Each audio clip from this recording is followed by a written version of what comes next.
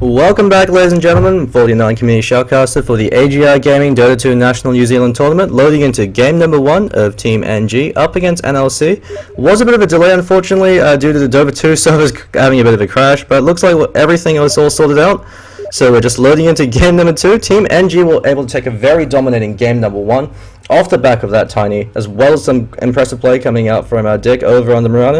It'll be interesting to see how NLC decided to counteract the draft last time. Looks like a lot of tactical as well as strategic areas with the Tidehunter having some questionable build orders, as well as the early game impact of the Brewmaster not being as significant, despite the fact he was able to get a very early Arcane to Blink Dagger combination. About 10 minutes he had the Arcane Boots and the Blink, but his team weren't in a good enough position to be able to leverage that early game advantage from that tri-lane Brewmaster into any kind of substantial lead and to accomplishing any kind of objectives. Looks like Ozymandias is actually having a bit of difficulty loading in.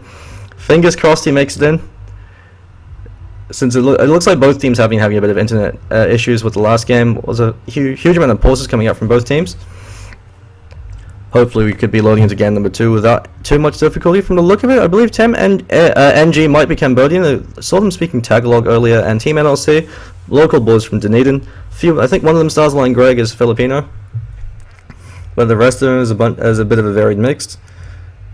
So we're seeing a lot of Southeast Asian style Dota coming out the past few games. Looks like wooden PC's the excuse, and there we go, Ozymandias is loaded in. So I believe Team NG have first pick this time, since NLC had it the last game. Nuisance Gaming, led by their captain, Peaches Mango Pie. Actually, no, looks like NLC have first pick again. Never mind, looks like they chose to prioritize first pick over side. And so NLC will be interesting to see who they decide to let through the draft this time, especially considering they have first pick. The last game, I believe it was a first pick Tidehunter, who was over in the Radiant offlane, wasn't actually able to accomplish too much, actually died a fair few times up against the SD Mirana combination. Very surprising that this happened. Tidehunter actually being banned this time, so while they are more than happy to pick it up, they don't want to play against it, and for good reason. Tidehunter is currently one of the strongest offlane heroes in the current meta, just because with the buff to Anchor Smash being a 60% damage reduction, as well as Kraken Shell being buffed, so it's a flat 10 damage reduction at all levels. Wisp being respect banned out, so that means that Invoker as well as the techies, no, not techies, Tinker. Sorry, my brain's a little bit fried at 10:30 in the morning. Tinker is still in the pool, so Lycanthrope being banned out once again. Nuisance Gaming, they really don't want to deal with the Death Pool push power coming up from the Lycanthrope. One of the ways, however, to counteract the Lycanthrope is simply to crush him in lane. In a try-v-try situation, Lycanthrope offers you very little outside of Hell.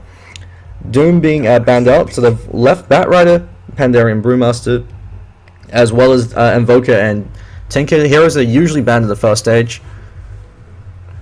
And so it'll be interesting to see how NLC choose to capitalize on this. If they have an effective Tinker player, they could choose to utilize it, especially if they have the Radiant side. Since Tinker on the Radiant side enjoys substantial advantages over on the Dice side, since when he goes to check Rune, he could also stack the Ancients. So it makes it a lot more efficient. It means that even if you happen to get crushed in CS in the mid lane, which very rarely happens, looks like it's a Faceless Void. Most likely will be an offlane Faceless Void. Faceless Void, as the offlane hero, has been trending a lot. I believe it was EG that started the trend, with Universe picking it up. It's because against a soft tri-lane, or a tri-lane that doesn't have enough lockdown or enough damage to be able to kill you before you can walk out, Faceless Void is incredibly powerful in that offlane position. Since he has such strong stats at level 1, he's hitting for 60 to 70 at level 1 with no items. Just give him boots, but eventually farm a poor man's shield. You leave him alone. If the supports rotate away to gank another lane, Faceless Void can then out-CS the carry hero if left unopposed, even going for a few cheeky right clicks. If he's able to get a lucky bash, there's a fair amount of damage, and if he's able to get a very fast Aghanim Scepter, he can single-handedly turn the game around. So it makes him a better version of Enigma as well as Beastmaster. Every 60 seconds, he's got a 4-5 second Chronosphere that he can throw out, and if you pick up heroes that synergize with the Faceless Void, such as the Death Prophet with the Exorcism, you can do a lot of work. Tinker as the first pick coming up from Nuisance Gaming, and Mirana once again. So it was Dick Cheney, as I like to call him, over on the Mirana. The last game did a lot of work. Shadow Shaman being picked up, so great synergy with the Faceless Void. Faceless Void drops the Chronosphere, Shadow Shaman drops the Mass Serpent Mords, and between the two of them you have enough damage to kill anything that gets in your way. However, against the Tinker pickup really can be spent in the works, just because Tinker, if he's not shut down, as we saw in some of the games yesterday, he can be an absolute nuisance. He can go around everyone on the map. Split push, create space for his team. If he goes for the Dagon build, he can jump in, instantly kill heroes such as the Shadow Shaman, who are very squishy. Rocket, Dagon, as well as the Laser will instantly kill the Shadow Shaman, means you immediately start the fight 4v5, and without some of your biggest teamfight spells. Interesting to see they chose to go for the Shadow Shaman as opposed to someone like a Lich, usually a bit safe in the Faceless Void. Witch Doctor being banned out by NLC, very surprising considering the fact that Witch Doctor also a fantastic hero to work with the Faceless Void, but at the same time, Witch Doctor is a great counter to the Faceless Void. If Void does not catch out Witch Doctor in the Chronosphere, all he has to do is drop the Death Ward and have it focus fire the Faceless Void. It means that Faceless Void either has to sit through the damage if he wants to deal his own, in which case once the Chronosphere ends he's very low, otherwise he's forced out of his own Chronosphere. Buys a lot of space for the enemy team. Outworld Destroyer being banned out, so they're really fearing that lane power coming out from the OD, which can completely crush the Tinker in the mid lane. Although that being said, if Tinker plays it safe, if he goes for the early March build, which he most likely will be going, just by being able to hang back and use March to be able to push out the wave, Tinker can find a lot of farm that way, or at least find levels, and if his teammates are on point with stacking neutral creeps or stacking the Ancients, he can really recover that way. Rubik is the 4th ban coming out. Another hero that could be used somewhat to counteract the Void in the sense that you can steal the Chronosphere, return it on his teammate. It doesn't affect Void, but if you can catch out the rest of his team and not your own team, you can simply try to fight the Void in the Chronosphere then. Nuisance Gaming really deliberating on their 4th ban. It will be interesting to see if they decide to ban out. It could also be a tri-lane Void, so that's the advantage of having Faceless Void as a pickup. Is he could go either way, over in the offlane or as a tri-lane carry. We have been seeing him a lot more in the offlane position, because Void doesn't need a lot of items to be able to do damage, just with the Treads and Mask of Madness. In the Chronosphere, he'll at least be able to kill off a support hero during the duration of the Chronosphere. Then after the Mask of Madness, you usually see them build towards the Aghanim Scepter. Invoker being banned out by Nuisance Gaming, so they don't want to deal with heroes that have a huge amount of teamfight impact, especially with the EMP combination coming out. They decided to go for the Bane Mirana combination. So last game they went for SD Mirana. This time they're throwing it up with the Bane. Bane Mirana is a lot easier to execute in the sense that you don't have to time it as precisely as you have to do with the Shadow Demon Disruption. You can simply throw out the Nightmare and throw an arrow at them. However, it's a lot easier to disrupt this combination, especially in a try-v-try situation or when more heroes are involved, because you simply have another hero juggle the sleep. However, if you're rotating to a mid lane where there's no other hero to be able to juggle the sleep off, can be a very brutal roaming combination. In the last game, it looks like it was a 2-position Mirana being played over by Dick, so most likely we'll be sticking to that again. Visage being picked up by NLC. It's a very powerful, aggressive support duo coming out from them. Visage is a Grave Chill to set up Shadow Shaman with a Shackle, and then you follow up the Soul Assumption to be able to do a lot of work. The Familiars also have a huge amount of team fight presence, especially in conjunction with the Mass Serpent Wards. You can use the Familiars to do everything from being able to scout out, stack our neutral creeps, or the going for kills with the stun as well as the DPS coming up from them. The advantage of having Visage as well as the Shadow Shaman also is that Visage usually builds either the mech or the medallion, or in some games even both, depending on how much farm he gets. And Visage with a medallion of courage as well as a Shadow Shaman means that your team can sneak Roshan very quickly. Roshan falls incredibly fast to the focus fire from the Mass Serpent Wards, especially with a medallion of courage. So that could be a potential comeback route for NLC. Also means in engagements, if you focus fire down the carry, you can do a lot of work. However, that being said, they don't have that many gap-closing heroes to be able to deal with the Tinker, especially once he picks up his Boots of Travel and his Blink Dagger. Someone like a Storm Spirit mid is usually a great way to be able to counteract the Tinker, because when Tinker blinks into trees, you simply zip in after him, pull him down and blow him apart. Centaur Warrunner being picked up as the offlane hero for Nuisance Gaming. Does very well, especially if he's one-on-one up against the Faceless Void. And the reason for that is Centaur Warrunner, since he has such high HP, and since he usually builds Tranquil Boots, he can afford to trade hits with the Faceless Void, and whenever he's left alone, he can just simply walk up, hoof stomp and double edge him in the face, and walk away. If Faceless Void, however, is lucky with the backtrack, he actually could turn around for a kill, just because Centaur Warrunner does eat a lot of damage himself. But the majority of the time, that double edge is going to land, it's going to do a lot of work. So NLC deliberating on their 4th pickup. So they know that the Centaur Warrunner is the offlane. It's a pity they banned out the Tidehunter, since Tidehunter does so well against Centaur Warrunner in a one-on-one situation. Centaur Warrunner, while a very powerful offlane hero, isn't as reliable as Tidehunter in being able to get away. He has to position himself expertly. Because if he's caught out with the Grave Chill or with the Shackle, he will be taking the fall. He's tanky, but he's not that tanky to live through Soul Assumption. Elder Titan being picked up, so it could be either a mid Elder Titan or an offlane. Elder Titan has a lot of flexibility in that sense, similar to a Faceless Void. So we could be seeing the 1-position Faceless Void with the aggressive tri-lane with Shadow Shaman as well as Visage. They could use that to clash Nuisance Gaming's tri-lane. If the supports are on point with being able to juggle the sleep, they actually can do a lot of work.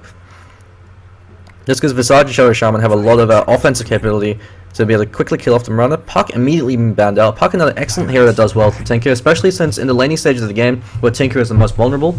Puck is a hero that could really beat down the Tinker with his high base damage with the phase shift to be the trade right clicks favorably. However, you can't phase shift the laser just because laser has such a fast cast point. The Puck also has a Dream Coil and a Waning Rift. In every engagement, all Puck has to do is jump the Tinker, lock him in place, and enable the rest of the team to be able to go in and clean up.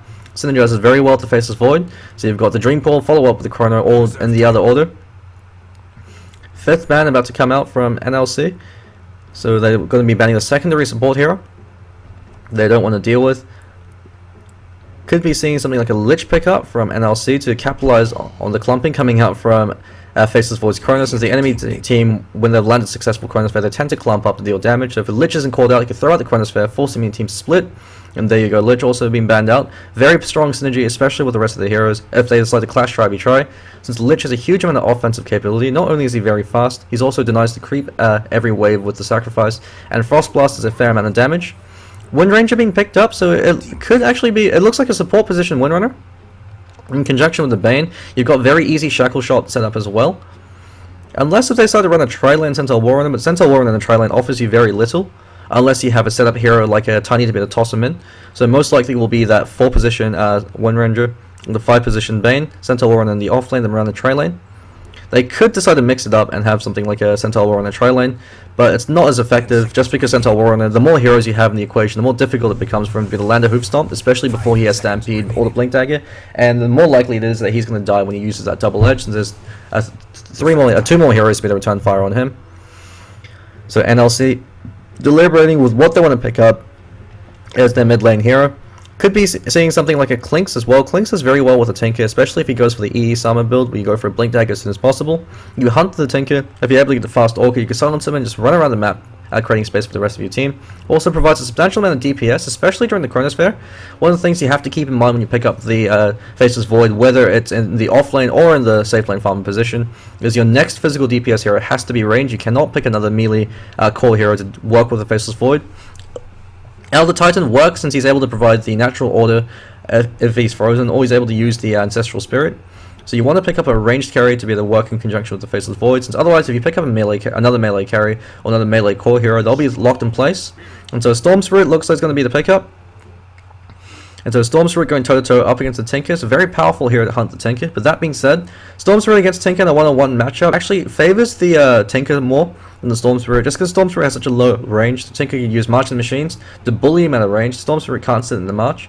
And with the limited range, it means he won't be able to get CS while Tinker pushes the way forward.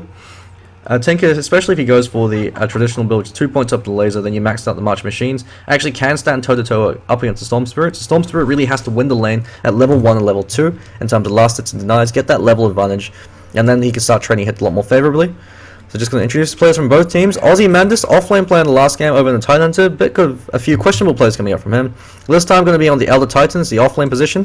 Insania, who is the Disruptor in the last game, now going to be on the Faceless Void. Sword, who I believe might be another member of the team who wasn't in the last game, or maybe he changed his name. Going to be that mid lane Storm Spirit. So Smart, going to be over in that 4 position Visage. And Stars Line Greg, once again the Shadow Shaman. Over for Team NG, looks like Jandeezy going to be on the Mirana. Looks like it's a support position Mirana this time. Ebb, who was the carry hero who played the Tiny in the last game, he's going to be over in the mid lane Tinker. Peaches Mango Pie, offlane player in the last game, once again in that role as a Centaur Warrunner. Dick, going to be over in the Wind Ranger. Actually looks like a Wind Ranger farmer. So it's going to be a Windrunner tri-lane with the Bane Mirana support duo and SJV over on the Bane. Very interesting to see what they choose to do with this. Windrunner has been significantly buffed in the last few patches. Focus Fire mana cost has been reduced significantly. It's now been turned to a sticky, so you no longer have to click Focus Fire on them and not do anything else. You can now move around and cast other spells, and so long as you right-click back the hero that you Focus Fire buff will continue to remain. Also means that with the resurgence of Windrunner, with that buff, you see builds like where you rush the Orchid Malevolence as soon as possible. It turns you into a less mobile Clinks. You walk up to someone, catch them up with silence, shackle them and focus fire them down. Huge amount of damage comes up from Windrunner. Jandeezy hiding mid. They want to go for a level 1 gank, since they know that's the best way to win this lane. But without the Bane there to set up, it's all going to be dependent on how effective he is at landing that arrow. This is the reason why the Dire side actually have an advantage in this case. Since if he was on the Radiant, Miranda can actually come in from this side, catch out. It's a lot easier to catch out the Radiant hero from that angle when they're not expecting it, since the camera is facing forward. Sword eats a laser to the face already, prevented from being the last hit. Actually copy a lot of damage. Arrow flies out, unfortunately misses. Tinker was a bit too far forward and aggressive. Drove him back with the right clicks, but even in doing so, 0 last hits over in the Storm Spirit. Tinker's should be able to deny 2 creeps off that wave. Denies a lot more important in the early stages of the game. Never mind, he's only able to deny 1. The Sword taking a lot of damage.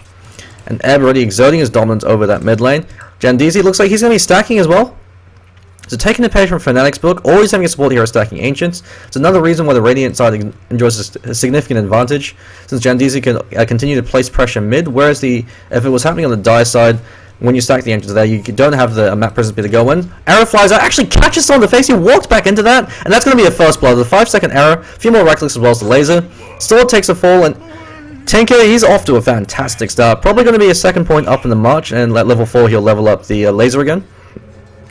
At the rate that he's going, this game is off to a very favorable start, with the March machines being dropped aggressively, facing towards the enemy hero. Sword's forced to back away. He can't do anything at the moment. So 2 CS on him, 3 up on him now.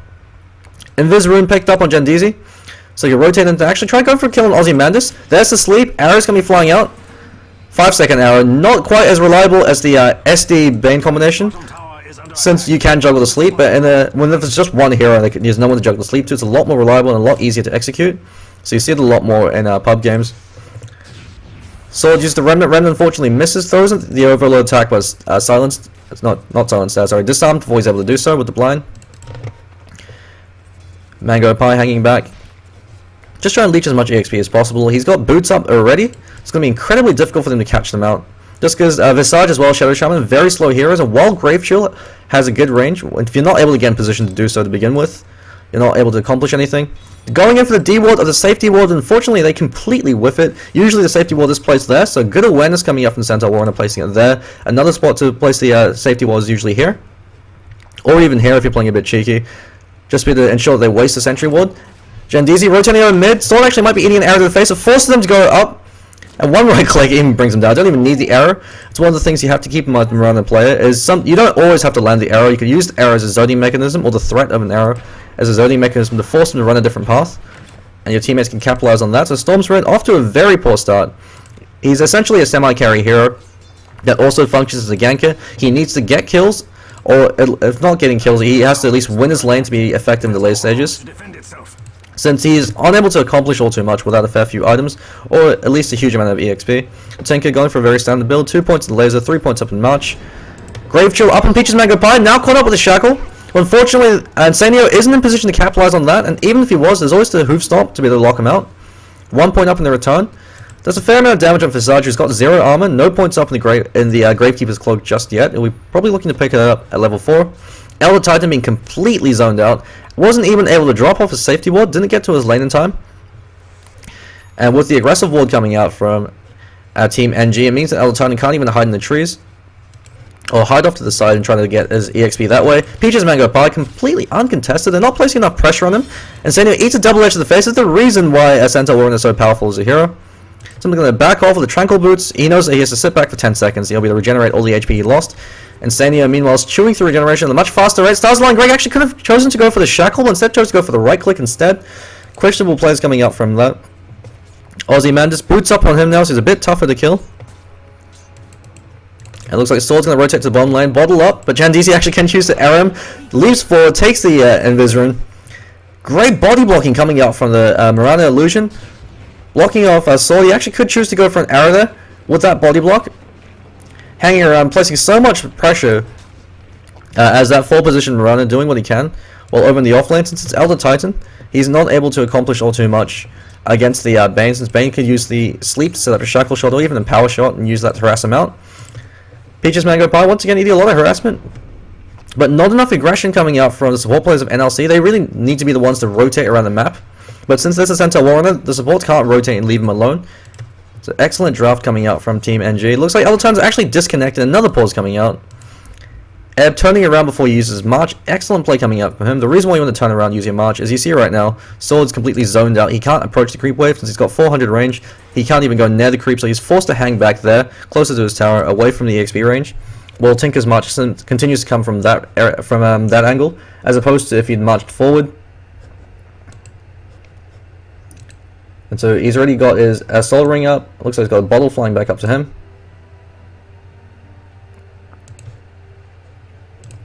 Looks like Elder Titan's reconnected back into the game. And so with the ancient stacking being happening from Mirana this entire time, once Tinker hits level 6, He's able to find a lot of farm. Sword eating a lot of March Machines damage. He's got to be very careful. One right click and one laser could actually be enough to kill him. Since you have to keep in mind, 160 pure damage from a level 2 laser is no joke. Got a smoke rotation coming out from the Visage as well as the Shadow Shaman. They actually have enough damage in between them to be able to kill out the Tinker. The Tinker now has rearm. He's going to start clearing out the Ancient stack, and they can't fight in this March. They actually have to back off right now. The instant that March happens, Ward drops to block the Ancients, but way too late. You have to do this from the very start of the game if you want it to be effective. Since Tinker doesn't care about stacking Ancients anymore, once he has his Boots of Travel, it's the reason why you stack Ancients to begin with. Stars like eating a lot of March Machines damage. He's actually got to be very careful. He's caught in a bad spot right now. If you choose to engage, you can just shoot him in the face with a laser or just right click him down. Stars like Greg, no idea what the hell he was doing, eating the entirety of that March. There's no candy in those robots, only death. SJV immediately goes for the quick D-ward, recognizes that they rotated over to try to stop the Ancient start. 6 minute minus up on the Centaur, so he is farming very well up in the top lane. Mango Pie actually can be playing a lot more aggressive right now. They notice the supports have rotated. But while I say that, so smart, actually going to be caught out with some body blocking from SJV. Actually, never mind. He accidentally eats his own sleeve. He could have cancelled that a lot earlier. Bit unfortunate for the Bane. Could have been some amazing top 10 plays coming out from him. But hey, everyone has an off day from time to time. You can't win them all. Dick over in the bottom lane, completely zoning out Aussie Man. This is the reason why Warrunner is such a powerful mid lane. He actually could go for a kill right now. Warrunner as well as the power shot. Power shot unfortunately misses. Could have gone for the shackle to ensure that the little power shot would land, or could have cancelled it earlier. But all in all, great plays coming out from the Wind Ranger. With her high base damage and her excellent attack point, she used to be played as a mid hero for this very reason. She's incredibly powerful in that 1v1. So it's the advantage of Team NG's draft compared to Team NLC. They can't leave Wood alone against the Centaur Warrunner, whereas they could leave the Windrunner alone up against the Elder Titan. Especially since Elder Titan's been shut down so badly. Since Centaur Warrunner, he's got level 6, almost level 7. He's got Stampede as well as a double edge waiting in the wings, so he can jump on Insanio. He doesn't have his Chronosphere yet. He's about to get it with one more creep. And there you go. So he's got that Stampede to provide that global ganking presence. Ebb, he's got his Boots of Travel 7 minutes into the game. 1800 gold away from his Blink Dagger. Once he picks up his Blink Dagger, unless the Storm Spirit's able to find a lot of farm in the next few minutes, isn't going to be all too effective. Looks like he's going for a Null Talisman. And he takes a fall once again with Mirana and land an arrow. Jandisi on this Mirana has been absolutely on point, placing so much pressure, even without any kind of setup, just been landing these arrows. On the top lane, you see Insanio backing off. He gets caught out in the sleep. It's a hoof stomp, a double edge. There he goes to sleep. So Smart has to juggle it right now, or attempt to do something to keep his carry alive. Double edge, unfortunately, backtracks. There you go. You have your angle turnaround. 3-man crossbow. And then Mike unfortunately catches out Stars Line Greg as well. But SJV should be taking it for Peaches Mango Pie. Had that double edge off cooldown. Sword runs in. Stampede's been used defensively. Soul Assumption, one more right click should be enough. Great turnaround play coming out from NLC with Storm Spirit receiving a lot of golden EXP from being present. Very interesting build coming out from the Storm Spirit. No points over in the Vortex, choosing to max out the Overload. Usually with the Storm Spirit, there are two ways to build them. You either choose to max out the, you either go for the 1-3 into 4 build, where you get 3 points on the Vortex to ensure that the Static Remnant will always land. Then you max out the Overload, then you go back into Remnant. Or otherwise, you just go 1-1-4, where you only have 1 point in Vortex, where you rely instead on being completely on point with your Ball Lightning. Going 2-4 completely neuters your ganking presence, and doesn't even give you that much farming presence as well. And Sanyo eats an arrow to the face, it's a brain tap and a double edge, no backtracks for you this time. And that's an incredibly important kill that Team Nuisance Gaming needed to have. Very questionable build coming out from Sword. Especially when you're up against a Tinker, you need that lockdown to at least, if you're playing from behind, you need a few points up in Vortex, so you can at least try to recover by getting kills. Since you could always go for a kill attempt over in the support heroes, if you catch up Mirana on her own, without the leap, you can blow her up, especially if you combo it properly. Clearing out all 3 neutral stacks at once. Very efficient jungle pan coming up from him. Blink Dagger up at 9 minutes. Blink Dagger bottles Soul Ring. This early on to the game, he can now exert global presence all over the map. Judging from the state of the game, most likely will be going for the Dagon build, so he's so far ahead to begin with. Usually you see Sheepstick as a more reliable build up for the late game, but when you're this far ahead early on, you want to exert your early game presence and place a lot more pressure and take towers. Dagon's a lot more effective in that case. It lets you play a lot more aggressive. You could go for kills early on, take towers as a result of those kills, and then end the game before their carry gets farmed. Sarsline Greg hanging out with Visage. The only smoke rotation ended disastrously with Starsline Greg feeding a kill to the Tinker that he really shouldn't have. Sanio going for the treads over in the bottom lane. Never mind, it looks like over in the mid lane. Warrunner able to take another tower. Looks like bot lane also fell as well. Early mech up on Warrunner, so going for that defensive utility build. There's the advantage of having a strong utility hero, as you're able to get that very early mecha. SJV turned into a chicken, Moonlight Shadow being dropped. They have Stampede off cooldown, and Tinker can always BOT in. They gotta be very careful. Stampede being used, they're gonna catch out Visage. Never mind, they go for the Shadow Shaman instead with the sleep. Hoofstomp lands on him. Double edge, they've got 10% magic resistance, so he eats a lot more damage. Starstorm pushes him up. And a hasted Warrunner coming in. Focus Fire, never mind, doesn't even have Focus Fire. They should be able to take the tower off the back of this, especially with the Tinker being able to rotate in. He blinks into the trees, provides March to ensure they can't even hug their own tower. It completely forces them out of lane. They need a TP or get the hell out of there. There's no way they can defend this, especially with the Tinker being able to constantly come in and throw out the March machine as well as the Rocket. Constantly blinking into the tree line to ensure that he can't be swallowed out. Aussie Madness eats an arrow to the face. Rocket lands. Starstorm, one more right click from Gendizi, and Senio comes in, even if he's able to land the best chronosphere of his life. No damage to follow up. Double Edge unfortunately backtracks once again. So at least he's got that going for him. But Tier 1 top picks are 4. And Game 2 looking to be an absolute disaster for Team NLC. 2 kills for 12. Massive EXP lead, 7,500. This early on to the game is incredibly significant, and a 10,000 gold lead. Every hero on the team, apart from the Windrunner, who chose not to level Focus Fire at 6. Very questionable, much more old school build coming out from the Windrunner. But with the recent buff to Focus Fire reducing the mana cost, having an early value point in the Focus Fire can be incredibly effective, because it gives you a lot more split pushing presence. Forces the enemy team to constantly rotate. Stars line great, caught out with the Blink Dagger. Arrow flies as well, doesn't even need the double edge this time. Aussie Manda's completely shut down. This is the biggest drawback of the Elder Titan as the offlane hero, since he doesn't usually go for a point over in the Stomp or a point over in the Earth Split until much later on in the game. Sword goes in, but with only 1 point up in Vortex, he simply feeds to kill the double edge.